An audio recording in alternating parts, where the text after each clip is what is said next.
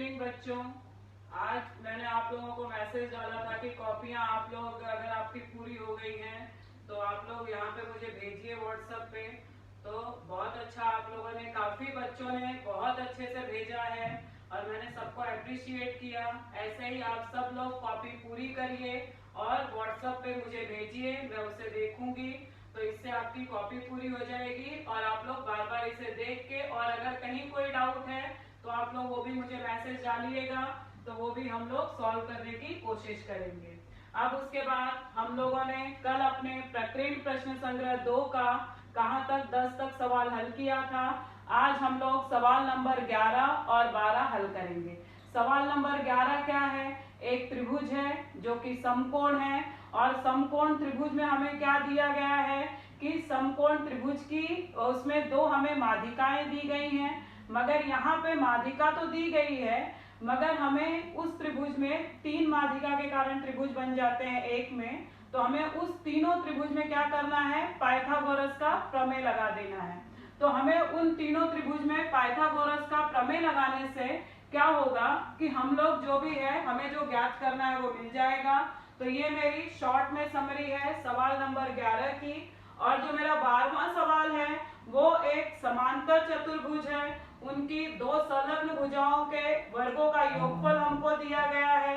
एक विकर्ण का माप हमें दिया है, दूसरे विकर्ण का माप हमें ज्ञात करना है। तो वह हम कैसे ज्ञात करेंगे? अपोलोनियस के प्रमेय से। और उसके बाद अगर हमको विकर्ण दिया है तो हम समांतर चतुर्भुज का गुणधर्म लगाएंगे। क्या है हमारा? समांतर चतुर्भुज के विकर्ण एक दूसरे को समद्विभाजित करते हैं। तो यही श्रृंखला में हमारे 2 सवाल हैं। चलिए हम अपने दोनों सवाल को देखते हैं कि उसे कैसे हल करना है।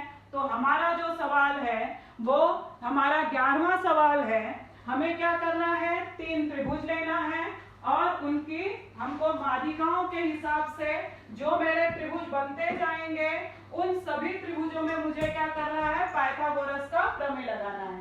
तो चलिए हम अपना देखते हैं सवाल नंबर 11।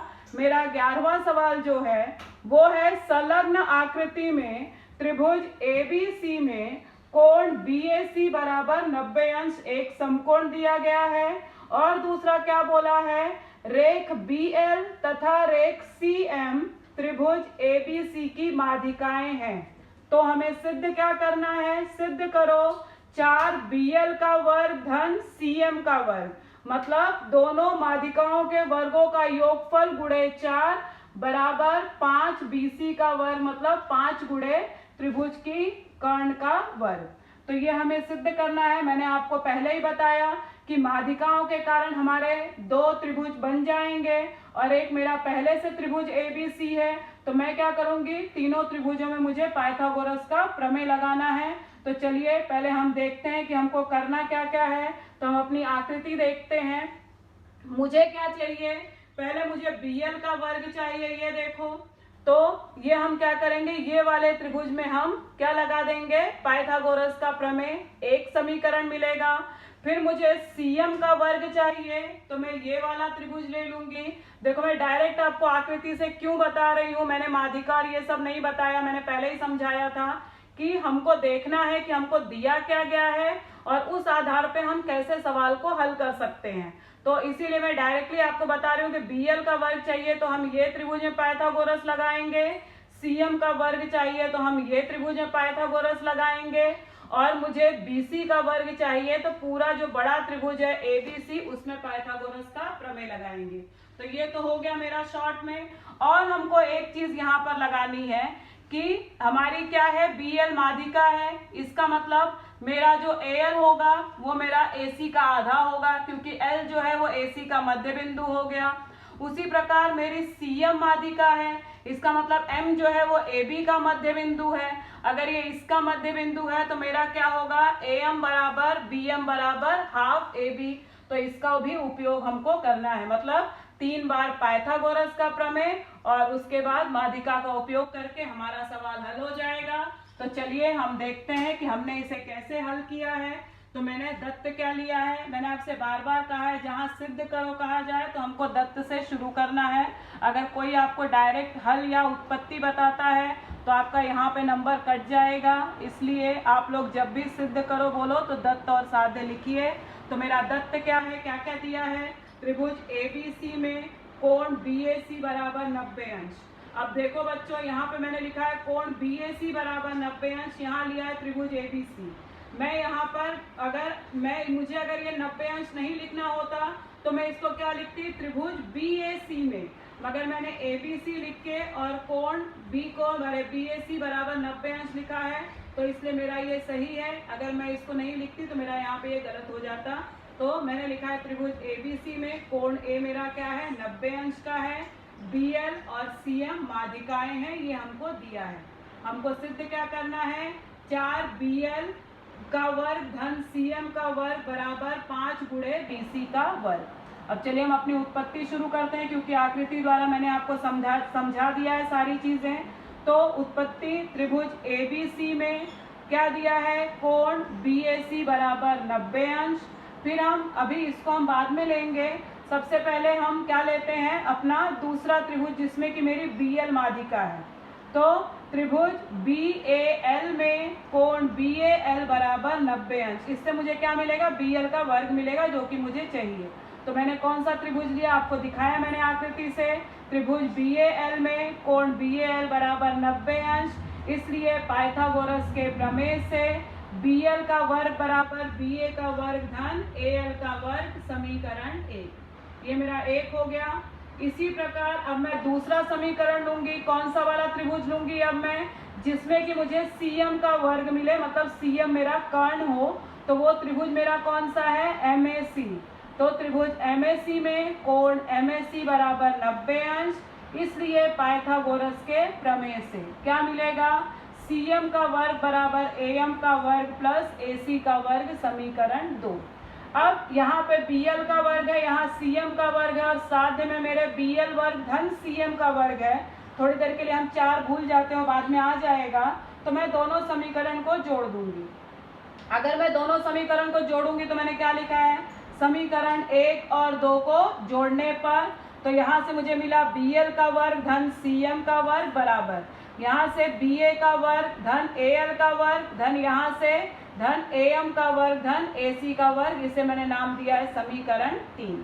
अब मैंने आपको बताया कि माध्यिका है तो मेरा आधा हो जाएगा, तो मैंने वही लिखा है, परंतु AM बराबर हाफ BA, M AB का मध्य बिंदु है, और इसी प्रकार AL बराबर हाफ AC, N AC का मध्य बिंदु है। इसे मैंने नाम दिया समीकरण 4।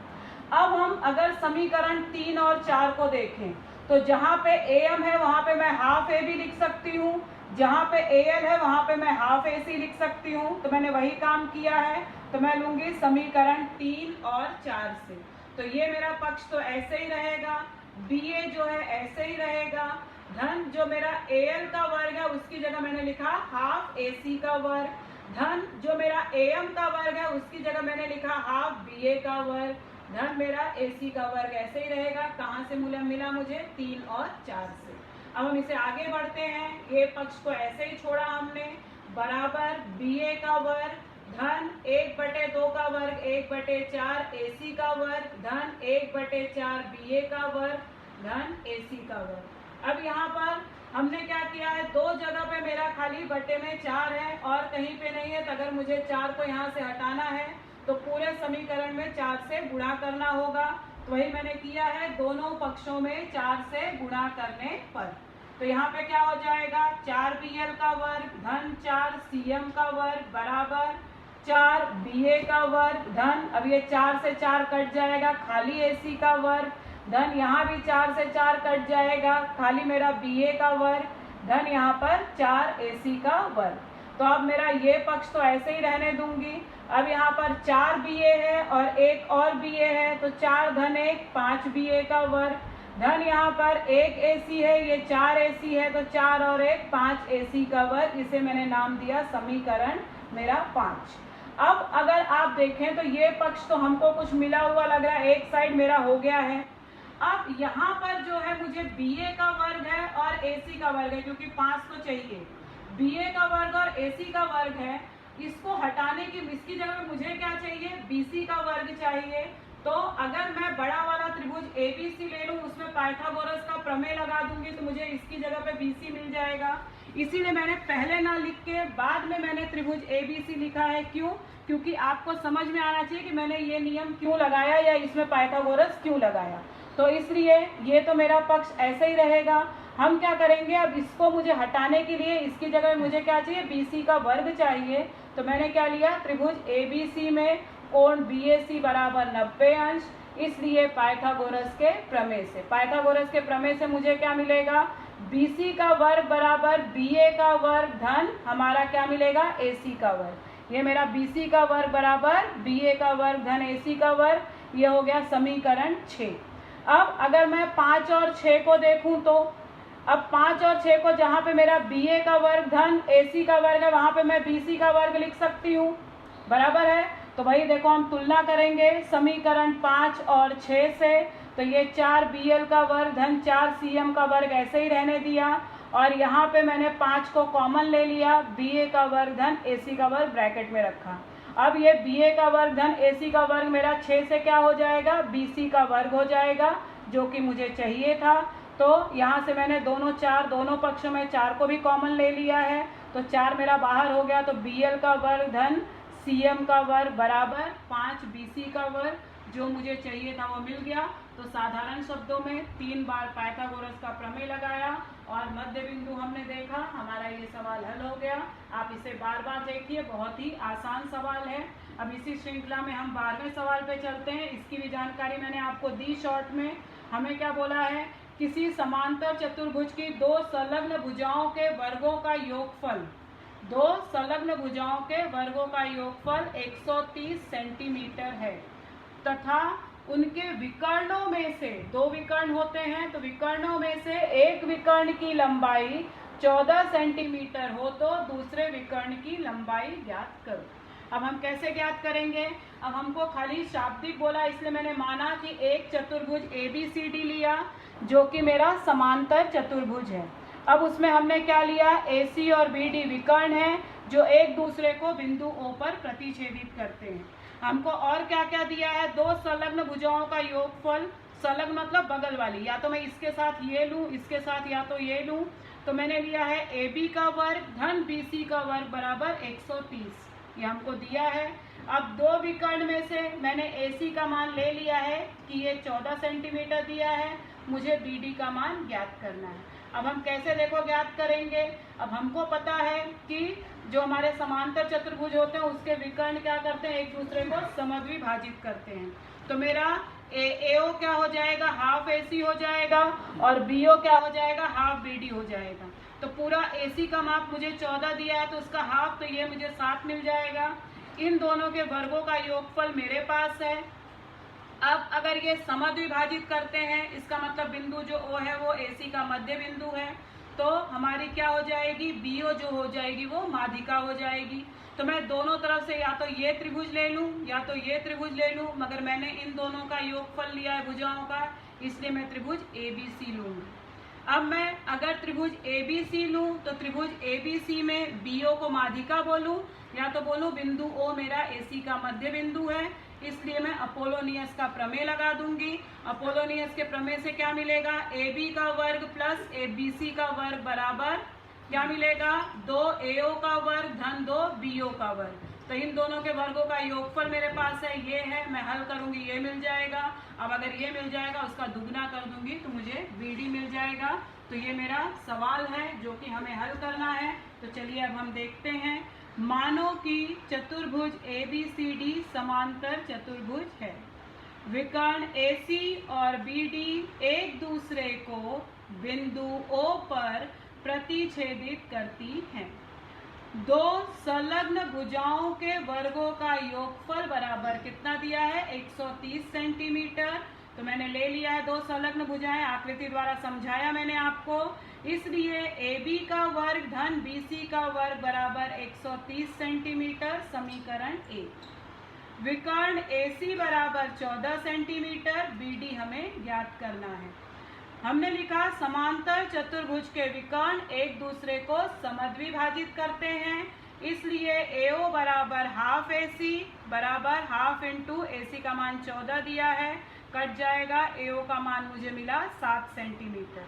तथा BO बराबर हाफ BD, इसको मैंने नाम दिया समीकरण 2, क्योंकि बाद में मुझे चाहिए, मैंने आपको बताया कि हमको जो ये BO मिलेगा तो उसका डबल कर दूंगी तो BD मिल जाएगा। अब हम त्रिभुज में चलते हैं। त्रिभुज ABC में OAC का मध्य बिंदु है, इसलिए अपोलोनियस के प्रमेय से क्या मिलेगा? AB का वर्ग प्लस BC का वर्ग बराबर 2 BO का वर्ग धन 2 AO का वर्ग। अब इन दोनों का मान मुझे दिया है 130, तो मैंने लिख दिया बराबर 2 BO का मान नहीं है तो इसको ऐसे ही रहने दिया, धन 2 AO का मान 7 निकाला है तो 7 का वर्ग कर दिया। तो 130 बराबर 2 BO का वर्ग धन 2 गुणे 7 का वर्ग 49। तो अगली लाइन में 130 बराबर 2 BO का वर्ग धन 49 में 2 का गुणा करूंगी 98। अब मैं इसको एक तरफ रखूंगी, अगर मैं इसका पक्षांतर करूंगी तो ये मेरा उस तरफ जाएगा तो ऋण में हो जाएगा। तो वही मैंने लिखा है यहाँ पर कि 2 BO का वर्ग बराबर 130 ऋण 98। तो मेरा 130 में से 98 गया तो 32 मिला। 2 BO का वर्ग बराबर 32, 2 का अगर पक्षांतर करूंगी यहाँ गुणे में इधर बटे में हो जाएगा। BO का वर्ग बराबर 32 बटे 2, तो BO का वर्ग बराबर 16। अगर मुझे वर्ग 16 मिला, मैंने वर्गमूल ले लिया। BO बराबर 4 सेंटीमीटर, क्योंकि 16 का वर्गमूल 4 होता है। परंतु BO बराबर 1 बटे 2 BD समीकरण 2 से, तो BO का मान है हमारा 4 बराबर 1 बटे 2 BD। मैंने 2 का पक्षांतर किया, यहाँ बटे में था इधर गुणे में हो जाएगा। 4 गुणे 2 बराबर BD, इसलिए BD का मान हमको 8 मिल गया। तो इस आधार पे मेरे सवाल नंबर 11 और 12 हल होते हैं। तो आप लोग इसे बार बार देखिए और समझने की कोशिश करिए। धन्यवाद।